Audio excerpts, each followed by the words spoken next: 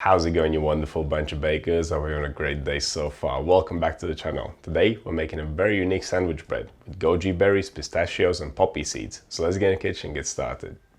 I've been playing around with adding unusual grains, seeds and dried fruits to my breads lately. This pistachio, goji berry and poppy seed loaf is one of these successful experiments. The pistachios add a nice texture, the goji berries add a bit of sweetness and tartness, and they become nice and juicy as they absorb the liquid. The poppy seeds don't taste of much, but they sure do make the crumb look nice. A little bit of honey goes well with the subtle sweetness of all the ingredients. I had some leftover rye and einkorn flours which I decided to incorporate into a scald. There is quite a lot going on here, but it all works together really well. The taste is unusual but delicious, and the texture of this bread is super soft and bouncy. And thanks to all the ingredients plus the scald, it'll stay soft for days, and it is super customizable. So let's look at the ingredients that we'll use. We'll need some white bread flour, whole grain rye flour, einkorn flour, water, yeast, salt, honey, goji berries, pistachios and poppy seeds. You can swap the rye flour and einkorn for different types of flour. You can use different nuts instead of pistachios, different seeds instead of poppy seeds, and other dried fruits instead of goji berries. When it comes to the equipment, we don't need much. A bowl, scales, a dough scraper, temperature probe, and a tin for baking. I'm using my USA pan Pullman tin. It's meant for 2 pounds or 900 grams of dough, but Pullman tins are slightly larger than regular bread tins. If you're going to use a standard 2-pound loaf tin, reduce the amounts of ingredients by 20%, or else this loaf may climb out and go for a walk. Okay, let's begin the process. It all starts with chopping up the pistachios. You could of course leave them whole, but I want them to be more evenly distributed throughout the dough. And I'm also going to chop up the goji berries for the same reason. Be aware that they are quite sticky, so this will take a minute. Be patient. Of course you can leave them whole, it's up to you. The way this loaf came to be is that one day I opened my baking cupboard and I saw a bunch of random stuff in it. And I decided to combine that random stuff and make bread with it. Some of the best bakes turn out this way. Okay, the pistachios and goji berries have been prepped. Now we can move on to making the scald, but we're not adding the goji berries to the scald because they'll turn mushy. So we'll leave them on the side for the main dough. The scald contains the pistachios, the poppy seeds, the einkorn flour, the rye flour, the honey, the salt, and boiling water. When it comes to scalding, I like to keep it simple. That's why I add all the ingredients that can be added to it, so that they don't need to be mixed in later on. I am calling it a scald, but in fact it's a scald soaker combo, because it also contains nuts and seeds. You can find full videos about soaking, scalding, porridge, and other methods in the Principles of Baking playlist. Check them out after this video if you haven't already. Once you have mixed up your scald, cover it up and leave it to cool down completely. I left mine overnight. It will take around 4 hours at room temperature. You can place it in the fridge to cool it down sooner, regardless of what you decide to do. Once the scald is cooled down sufficiently, we can move on to mixing the final dough. Add the yeast and the goji berries to the scald and give it a good mix. Then add the white bread flour, grab your dough scraper and mix it to a dough. It will be quite sticky, but that's normal.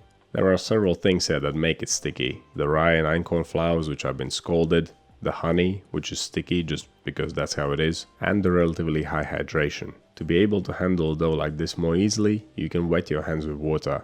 Once your dough is fully mixed, shape it into a ball and place it in a clean bowl. Then take its temperature. My dough turned out a little bit cooler than I wanted it to, and usually in this case I would leave it to sit at room temperature before refrigerating it. But this time I proceeded to chilling it down straight away.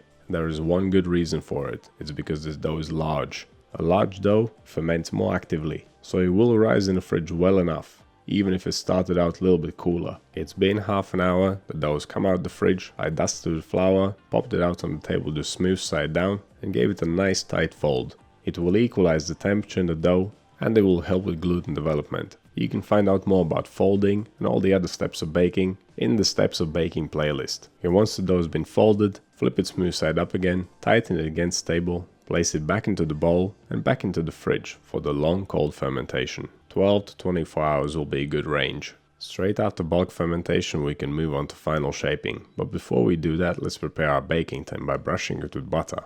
I like to use butter because it makes the crust super toasty and delicious, or you could of course use some other fat instead. Or if you don't want to use any fat, you can line the baking tin with some non-stick paper, but choose at least one of these options, because this dough will want to stick to the tin a little bit. Okay, let's move on to final shaping. Dust the dough with flour, tip it out on the table with the smooth side down, flatten it out into a rectangular shape. Make it about as wide as your baking tin, and then starting from the top, roll it up. It is quite loose, it's quite stretchy, it's quite sticky. So dust it with enough flour and don't try to roll it too tight, because that's not gonna happen. This is not that type of dough.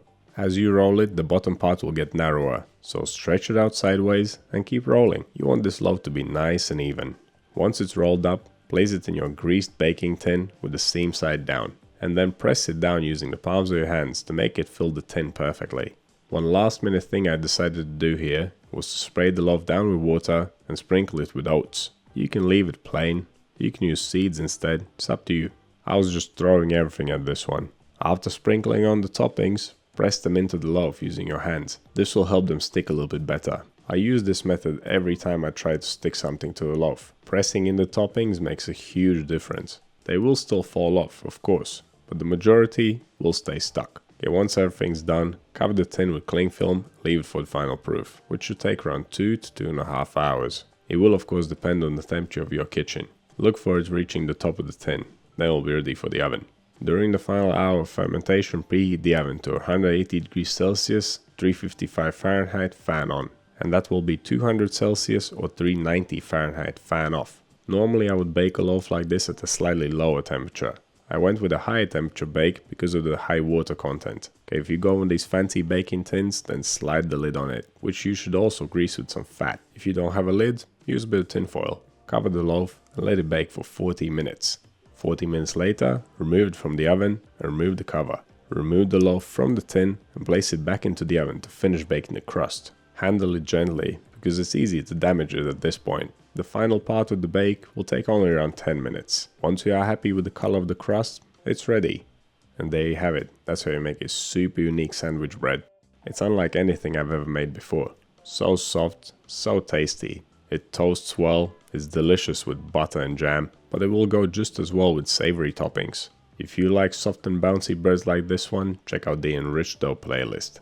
And if you love the cold fermentation method just as much as I do, check out the cold fermentation playlist. You can find a playlist for anything on this channel. And don't forget that you can join the channel to get early access to videos. I often release them in batches, and you'll be able to watch them weeks or even months before they go public. And as a channel member, you'll get your questions and comments answered first down in the comments section. Do let me know what you think of this recipe, and what's the most unique combination of ingredients that you've ever used in your bread. Do you like making bread with sweeter ingredients? Do you think this is a good daily bread? Could you eat a bread like this for 1 week straight every day? It's a pretty large loaf and it did last me a week, and I enjoyed it every single day.